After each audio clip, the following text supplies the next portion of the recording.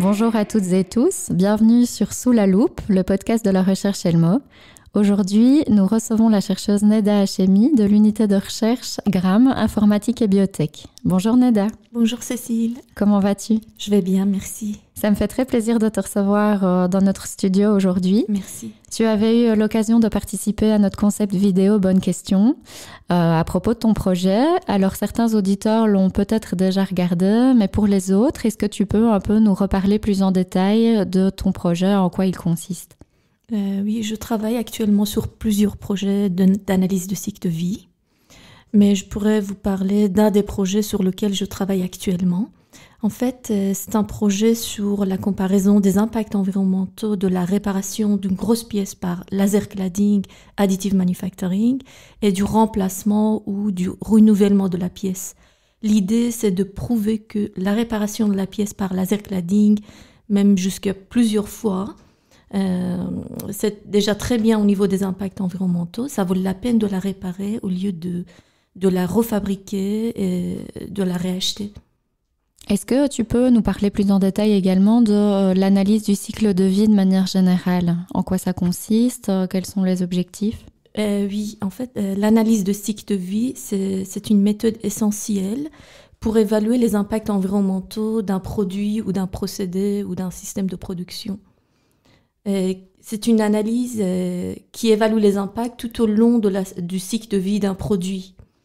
Et quelle méthodologie est-ce que tu emploies dans le cadre de ce type de projet? La méthodologie d'ACV est déjà définie dans les normes ISO 14040 et ISO 14044. Il y a plusieurs étapes qui commencent par la définition des objectifs et du champ d'étude. Et justement, cette étape est très importante de bien définir les hypothèses, de bien définir des objectifs et du champ d'étude. Et puis, on fait l'analyse des inventaires, tout ce qui est la collecte des données, et de les mettre ensuite dans un plan du modèle à l'aide d'un logiciel d'ACV, d'affinement des hypothèses aussi. Et puis, l'étape suivante, c'est l'évaluation des impacts, de convertir les données collectées en impact environnemental. Et puis, on fait des analyses, des résultats, des interprétations qui nous permettent justement de donner des solutions d'amélioration, de minimiser les impacts, et par exemple, de développer des nouveaux produits, et de soutenir les investissements. Et en quoi cette méthodologie qui est vraiment particulièrement codée, comme tu nous le dis, qu'on doit respecter, est adaptée aux objectifs que tu poursuis toi dans le cadre de tes partenariats? En fait, c'est une méthodologie générale que tout le monde utilise quand on voudrait faire une analyse de cycle de vie. D'accord. De manière quantitative, je voudrais dire. Oui. Oui. Alors, quels résultats est-ce que tu espères obtenir en fait dans le cadre de ton projet actuel? Oui, en fait, quand je viens de dire pour ce projet de réparation par laser cladding, c'est vraiment l'idée, c'est de prouver que ça vaut la peine de réparer la pièce par additive manufacturing et de la réutiliser par la suite, même une réparation jusqu'à plusieurs fois au niveau des impacts environnementaux. Parce que la fabrication de la pièce, si on voudrait jeter un jour la pièce au lieu de réparer, la fabrication, c'est une procédure très longue qui dure 5 ans.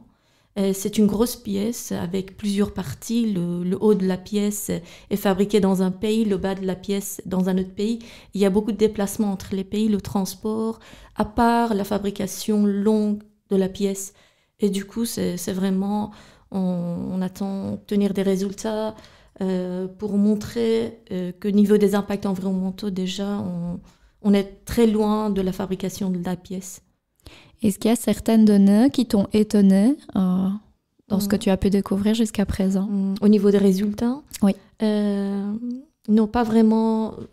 Sachant que le projet, c'est un projet en cours, on n'avait pas jusqu'à maintenant des résultats inattendus.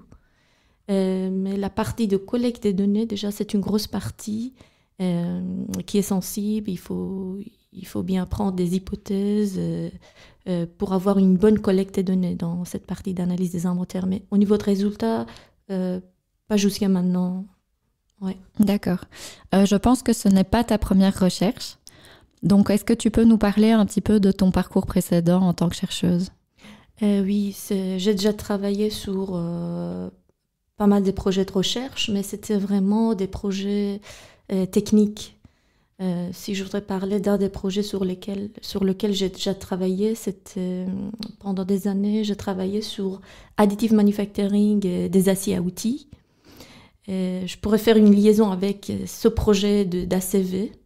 Et justement, comme j'ai travaillé sur l'additive manufacturing des aciers, quand on m'a demandé mon avis pour travailler sur ce projet d'ACV, comme c'était aussi la réparation par additive manufacturing, cela m'intéressait beaucoup parce que je connaissais déjà la méthodologie, la technique, et cela m'a aidé beaucoup pour prendre certaines choses dans ce projet. D'accord. Est-ce que tu peux nous spécifier dans quel cadre tu avais déjà réalisé cette recherche précédente? C'était à l'Université de Liège, c'était pendant mon doctorat. D'accord. Oui. Merci. Alors, est-ce que tu as identifié déjà des pistes de réflexion ou des résultats? Ça rejoint un peu la question précédente sur la surprise des résultats inattendus, mais qui n'étaient pas prévus au départ. Est-ce que le projet prend une direction que vous n'aviez pas imaginée, ou est-ce qu'on est vraiment comme sur des rails et tout se déroule comme prévu? Oui, des nouvelles pistes de réflexion, oui. D'accord. En fait, dans une analyse ACV, les hypothèses définies, les limites de système, tout ce qu'on considère de prendre dans l'analyse, tout ça, et la manière de les aborder, ont un impact majeur sur les résultats. Et du coup, au fur et à mesure que je connaissais mieux le projet, il y avait des nouvelles pistes de réflexion qui se sont formées dans ma tête. D'accord. Voilà. Et est-ce qu'il y en a une que tu as prise, que vous avez décidé de suivre, ou pour le moment, ça reste au stade de la réflexion? Non, on les a prises. D'accord. En discutant, en parlant avec l'équipe. Votre projet a quand même bifurqué en fonction de ces pistes de réflexion. Oui. Ok. Alors, qu'est-ce qui t'a poussé, en fait, toi, personnellement, à te lancer dans la recherche? Qu'est-ce qui t'intéressait, qui te motivait par rapport à ce domaine? Oui, c'est une bonne question. Je pense que le moment clé qui m'a poussée vraiment dans la recherche, c'était quand j'ai fait un master de recherche en France. À l'époque, on avait la possibilité de faire un master de recherche soit en parallèle de notre diplôme d'ingénieur, soit après. Et moi, j'ai décidé de le faire après. Et c'était justement pendant cette période-là que j'ai découvert que la recherche m'intéressait beaucoup. Et surtout quand nous avions fait des petits projets dans la recherche, pendant son master de recherche, et que mon rapport de recherche a été choisi, ça m'a encore encouragée plus pour continuer dans la recherche. J'ai vu que c'est vraiment... La recherche me passionne vraiment. Oui. Et te correspond. Et il me correspond bien. Oui. Et tu voyais... Ça colle bien à ma personnalité aussi. Oui. Et que tu réussissais un petit peu aussi. Oui, voilà. Quand j'ai vu mes progrès au fil du temps, ça m'a convaincue. Je devais continuer toujours dans la recherche. Super. Alors, quel impact la recherche a sur ton quotidien? Comment est-ce que tu t'organises par rapport à ça? Parce que c'est une manière un petit peu particulière, évidemment, de travailler et de s'organiser. Une chose que je considère toujours dans ma carrière de recherche, c'est le respect des délais des projets. Quand on travaille sur plusieurs projets et qu'une nouvelle demande pourrait arriver à tout moment, j'essaye de travailler d'une manière efficace en respectant les échéances des projets, en ayant un planning quotidien tous les jours. Et voilà, j'essaye vraiment de contrôler mon stress quand il y a plusieurs projets. Oui, tout ça aussi. Ouais. Oui, c'est pas évident non plus. Ok. Alors, est-ce qu'il y a des difficultés que tu as rencontrées dans le cadre de tes projets actuels qui t'ont un petit peu chamboulé, bloqué? C'était pas un blocage, je sais pas si je pourrais le considérer comme des difficultés, mais quand j'ai commencé ce travail sur l'analyse du cycle de vie, j'avais jamais travaillé avec un logiciel d'ACV. Et du coup, le temps que j'ai mis pour être familiarisé avec le logiciel, pour collecter les informations à gauche, à droite, pour connaître mieux le logiciel, chercher les formations, les webinaires, tout ça, ça a pris un certain temps, les 2-3 premiers mois. C'était un peu long, mais après, les progrès que j'ai vus au fil du temps, ça m'a convaincue. Et quand j'ai commencé le premier projet et que j'ai eu des résultats, Du coup, ça m'a encore ça t'a poussé à continuer dans à continuer, oui. Et à l'inverse de la question précédente, qu'est-ce qui te passionne vraiment du coup dans ces projets et dans ton quotidien de chercheuse? La première chose, c'est que le sujet de développement durable, le sujet de diminution des impacts environnementaux, c'était un sujet qui me plaisait toujours, même avant de commencer ce travail. Et on fait des projets d'ACV en partenariat avec le CRM Group, qui est un centre de recherche métallurgique. Et du coup, ces projets sont liés vraiment à mon parcours, à mon domaine d'études. On travaille sur plusieurs projets, ce qui me permet toujours d'apprendre. On travaille sur plusieurs types de matériaux, plusieurs techniques, méthodologies. Et mon parcours m'aide déjà de mieux choisir les matériaux en fonction de leurs propriétés. Et quand je connais déjà des techniques, ça me permet de définir mieux les hypothèses dans un projet d'ACV. Ton expertise automotive va aller plus loin aussi. Oui. Et c'est très intéressant qu'on travaille sur plusieurs projets, sur plusieurs sujets. Et j'ai toujours la possibilité d'apprendre. Et ça colle bien à ma personnalité, quoi. Okay. Est-ce que, on en a déjà aussi un peu parlé, voilà, j'ai compris que tu avais un planning, mais est-ce que ça a bouleversé ton quotidien? Est-ce que tu dois faire de la veille sur certains sujets, par exemple? Est-ce que tu as des lieux de travail particuliers? Je pense que ça, tu peux nous en dire un mot. Pas vraiment bouleversé ma quotidienne. Jusqu'à maintenant, ça va. J'ai essayé de travailler vraiment soit au CRM, soit à Elmo Link, d'une manière efficace pour ne pas être obligée de travailler chez moi. Et quelles sont les particularités de tes 2 lieux de travail sur lesquels tu te rends régulièrement? Par exemple, à Elmo Link, c'est vrai que c'est une petite ambiance. Au niveau de nombre de personnel par rapport aux autres lieux de travail où j'étais quand j'étais dans les ambiances académiques, soit à l'université, soit dans une entreprise, c'est vrai qu'on n'est pas vraiment beaucoup, on n'est pas nombreux. Par contre, j'ai trouvé que c'est une ambiance vraiment productive et conviviale. Et il y a pas mal de formations proposées, il y a pas mal des activités liées à la recherche. Le midi de la recherche, si je ne me trompe pas, c'est 1 fois par mois, où on présente nos projets de recherche.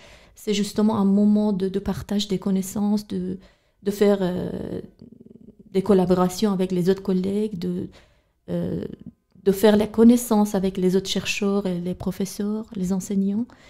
Et tout ça, ce sont des grands avantages de Elmo Link pour moi. Ouais. Je crois savoir que l'unité de recherche, justement, Gram Informatique et Biotech, est en plein développement depuis l'année dernière.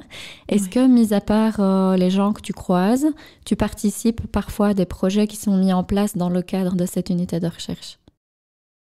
Oui, j'avais cette possibilité de discuter justement de sujets de recherche liés au développement durable, liés aux impacts. Par exemple, une fois, j'ai participé à une présentation qui avait un lien avec l'écologie, avec les impacts environnementaux. Et du coup, après cette présentation, j'avais l'occasion de discuter avec la personne qui a présenté. Et j'ai vu qu'il y a pas mal de motivations pour travailler plus sur ce sujet. On a pris des contacts. Et justement, il y a 2 jours, pendant la coulisse de recherche, il y avait un atelier sur un sujet qui va démarrer bientôt. Avec Birgit, on a discuté pour avoir justement une collaboration dans ce cadre-là entre Birgit, Sandra et moi pour peut-être les aider dans leur démarche de ce projet. Oui.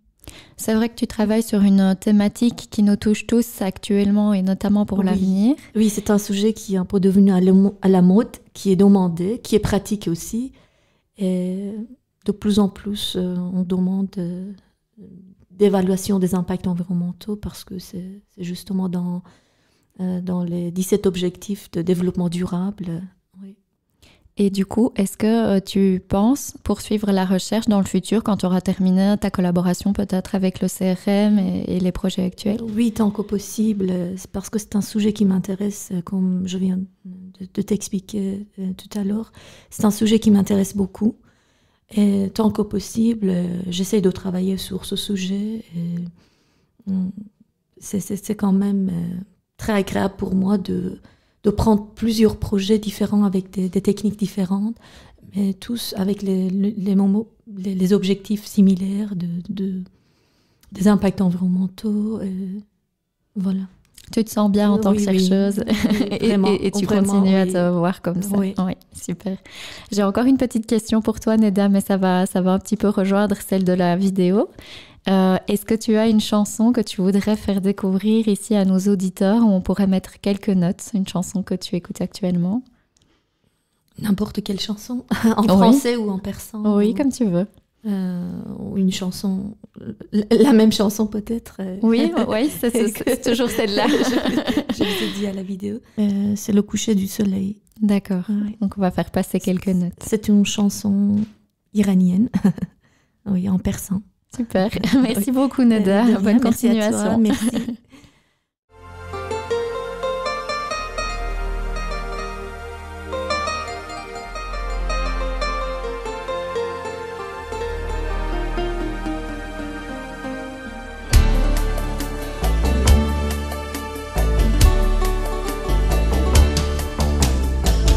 چشمای منتظر به پیچ جاده دلهوره های دل پاک و ساده